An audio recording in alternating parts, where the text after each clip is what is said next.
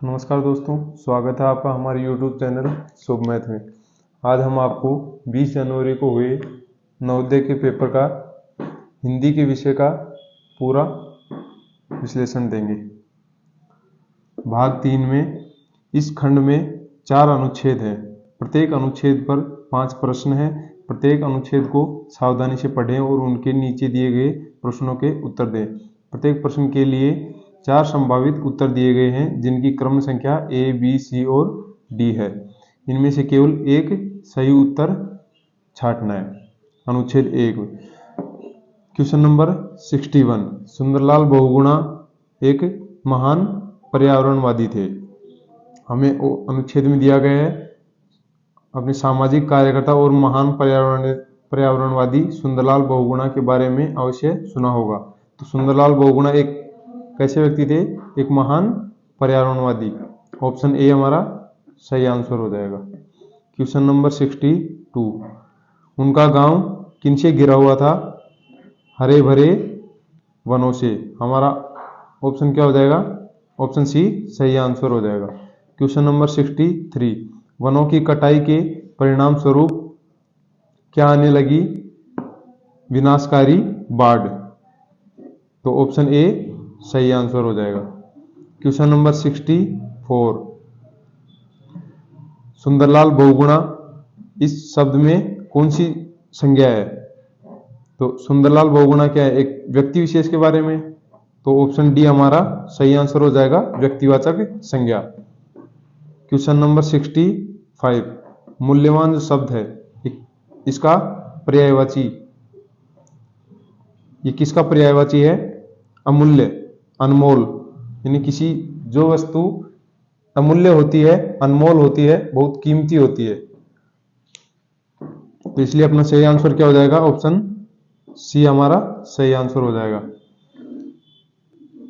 अब चलते हैं अनुच्छेद 2 में। Question number 66। विनम्रता एक महान क्या होता है? विनम्रता एक महान गुण है। इसलिए हमारा सही आंसर क्या हो जाएगा? ऑप्शन ए सही आंसर हो जाएगा। Question number 67। विनम्रता का अभिप्राय है। इसका अभिप्राय है विनम्र, कोमल और सुशील होना, यानी सविनय होना। ऑप्शन बी हमारा सही आंसर होगा।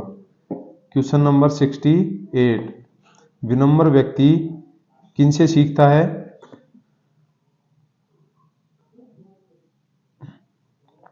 वह दूसरों से सलाह लेता है और उनके अनुभव से सीखता है। यानी कि हमारा सही उत्तर हो जाएगा ऑप्शन ए, दूसरों के अनुभव से।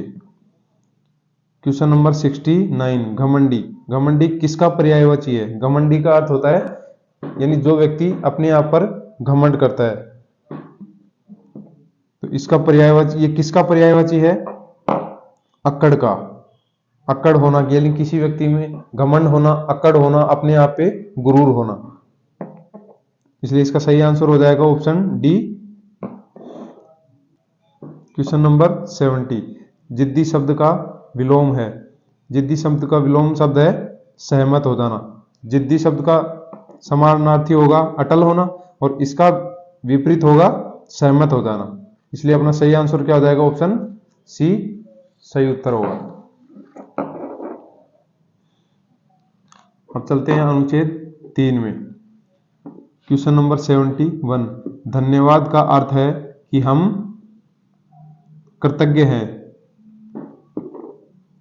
धन्यवाद कहते हैं, उसका अर्थ होगा हम उसके क्या हैं? कृतज्ञ। तो हमारा सही आंसर क्या हो जाएगा? ऑप्शन डी सही आंसर होगा। Question number 72।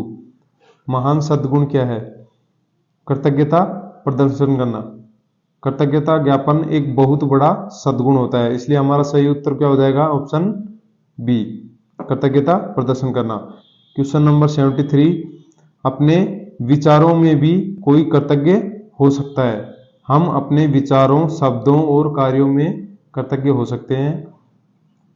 इसलिए हमारा सही आंसर क्या हो जाएगा? Option C. Question number 74। सहायक शब्द है। अब सहायक शब्द क्या है? संज्ञा है, सर्वनाम है, क्रिया है या विशेषण है? सहायक, सहायक क्या होता है? किसी की सहायता करने वाला। अब सहायता करने वाला ये उसकी विशेषता बता रहा है। तो यहाँ पे ऑप्शन डी हमारा सही आंसर हो जाएगा, विशेषण। क्वेश्चन नंबर 75, सद्गुण का अर्थ है गुण। बुराई नहीं हो सकता, शांति नहीं हो सकता और नायकवाद भी नहीं हो सकता, इसलिए हमारा सही आंसर क्या जाएगा, ऑप्शन ए गुण। अनुच्छेद 4, क्वेश्चन नंबर 76, लंबे समय तक लगातार टीवी देखते रहने से हमारा क्या प्रभावित नहीं होता है, मानसिक स्वास्थ्य, पाचन क्रिया या भार या ऊंचाई। तो इसमें हमारा सही आंसर हो जाएगा ऑप्शन बी, ऊंचाई। लंबे समय तक टीवी देखते रहने से मानसिक स्वास्थ्य भी प्रभाव पड़ता है, उससे पाचन क्रिया भी प्रभावित होती है और हमारा भार क्या होता है, घटने लगता है। इसलिए ये तीनों क्रियाएं क्या होती हैं, प्रभावित होंगी, जबकि ऊंचाई पे कोई प्रभाव नहीं पड़ता है। अतः हमारा आंसर हो जाएगा ऑप्शन बी, सही आंसर होगा। क्वेश्चन नंबर 77, आतंक और हिंसा के दृश्यों से युवकों में मनोवैज्ञानिक समस्याएं जन्म लेती हैं। मनोवैज्ञानिक समस्याओं का संबंध है मानस से। मनोवैज्ञानिक समस्याओं का संबंध किनसे है, मानस से। मानस मीन्स अपनी विचारधारा। व्यक्ति जिस प्रकार की क्रिया प्रतिक्रियाएं अपने आसपास के माहौल में देखता है, उस प्रकार से उन्हीं क्रियाओं को देखकर उसकी विचारधारा क्या होती है, पनपने लगती है। तो हमारा सही आंसर हो जाएगा option A, Manas. Question number 78, TV देखने का प्रभाव बच्चों की दृष्टि पर सबसे अधिक पड़ता है, क्योंकि बच्चे वे टीवी को बहुत निकट से देखते हैं, इसलिए हमारा सही आंसर हो जाएगा ऑप्शन सी। क्वेश्चन नंबर 79, ढीली का समानार्थी शब्द है। ढीली होना यानी कोई क्रिया का ढीला होना, धीरे होना, इसलिए हमारा सही ऑप्शन हो जाएगा ऑप्शन सी, धीरे। क्वेश्चन नंबर 80, अनुच्छेद में प्रयुक्त हानिकारक शब्द का विलोम है।